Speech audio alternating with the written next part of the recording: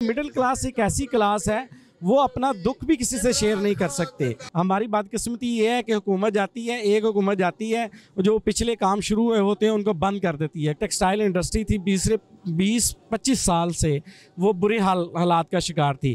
खान साहब ने उनकी एक्सपोर्ट ग्रोथ जो लेवल था उसको बढ़ाया।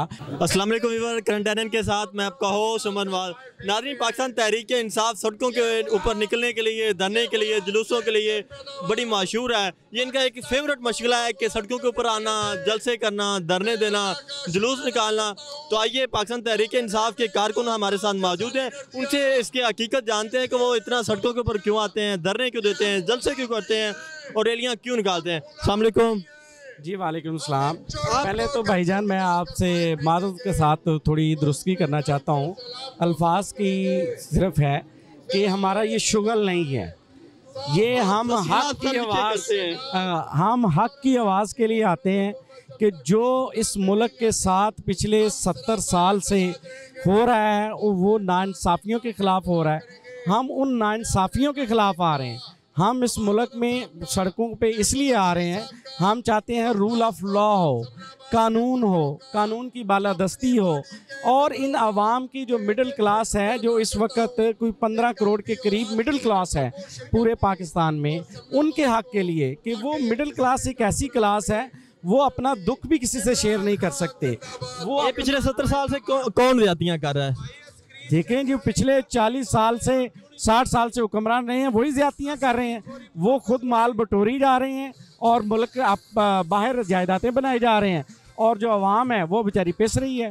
और वो इस मुल्क में महंगाई का जिन, कभी सैलाब का जिन, कभी लोड शेडिंग का जिन, कभी ओवर बिलिंग का बिल, ये इस तरह के मसाइल वो अवाम वो मिडिल क्लास फेस कर रही है। और खान साहब कहते हैं कि जनरल अयूब का जो दौर था वो सुनहरी दौर था, वो उसकी बड़ी मिसालें देते हैं।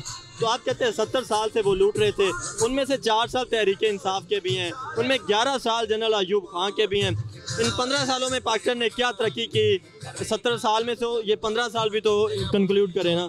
देखें अयूब खान साहब ने अच्छा काम किया।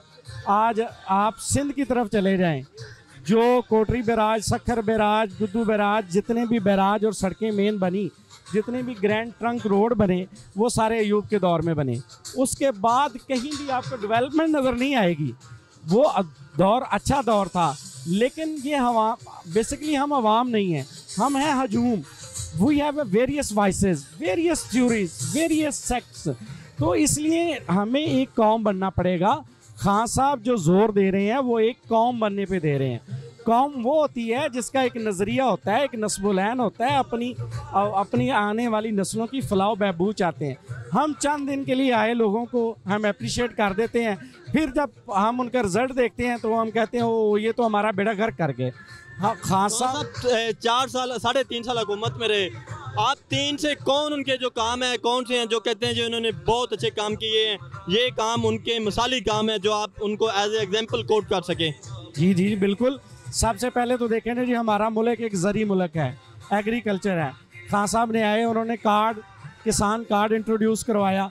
किसान कार्ड के ज़रिए जो किसान थे उनको खाद अच्छी टाइम पे मिलनी शुरू हो गई, और उसके बाद उनकी असेस टू द मार्केट उन्होंने बेहतर की। खान साहब के दौरे इक़्तिदार के अंदर मैं एक किसान का बेटा होने के नाते ये मैं आज ऑन कैमरा कह रहा हूँ, मुझे मेरी सहाफ़ती जो इक़्तिदार हैं वो ज़ेम नहीं देती कि मैं जो अपनी पर्सनल कोई बात करूँ। लेकिन खान साहब के दौर में खाद का बुरान हुआ, जो DAP की रेट था वो 3,500 से वो 11,500 रुपया हुआ। ये खान साहब के दौरे इक़्तिदार के अंदर हमें तोहफ़ा मिला है। नहीं देखें, उस वक़्त ज़ोर थी, कोविड का ऑपरेशन चल रहा था, कोविड की वजह से लॉकडाउन थे, इंडस्ट्रियां बंद हो रही थी, इंटरनेशनल मार्केट से आपको पता है खाद की जितनी भी रॉ मटेरियल्स हैं वो सारे फॉरेन से आते हैं, इंपोर्ट किए जाते हैं। तो उस वक़्त वो मसनूई बुरान था। आप उसके बाद देखें जब 21 का साल शुरू हुआ है उससे तो खान साहब जो किसानों के लिए इतना काम करके कि मुल्क के अंदर कोई ऐसी फैक्ट्री नहीं लगा सके जहाँ पे हम खुद खाद प्रोड्यूस करें। हम एक एग्रीकल्चर लैंड होने के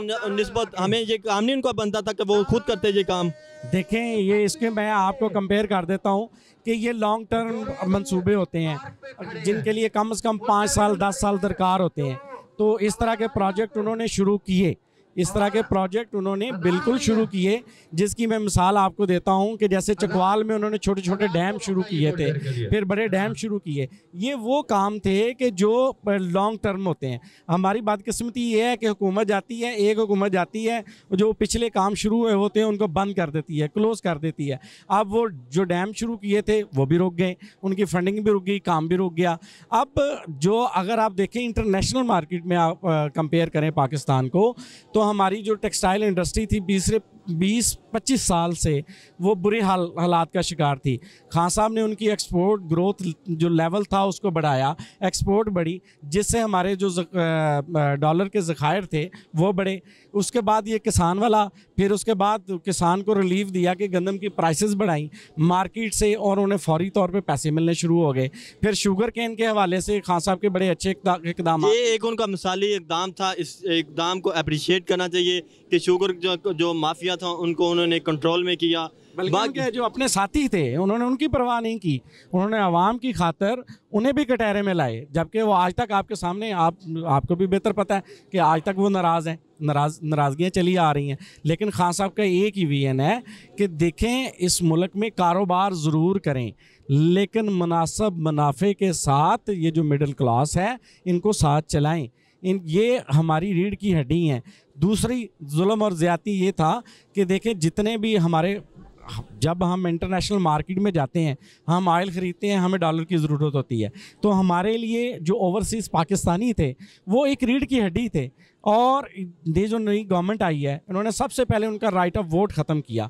खान साहब उनको इनकर्ज करके खान साहब उनको इनकर्ज कर रहे थे, और उससे क्या हो रहा था कि हमारे मुल्क में डॉलर आ रहा था, हमारी मईशत मजबूत हो रही थी। आप स्टैटिकल इंडेक्स को अगर मुलाजा फरमाएं तो इन 3 सालों में जो आखिरी साल था वो बड़ा बेहतरीन और मिसाली था। जी नाजरीन, आपने इनकी गुफ्तगू सुनी। उम्मीद है कि आपको ये गुफ्तगू पसंद आई होगी। अपने मेज़बान उमर नवाद को दीजिए इजाज़त। अल्लाह हाफ़िज़।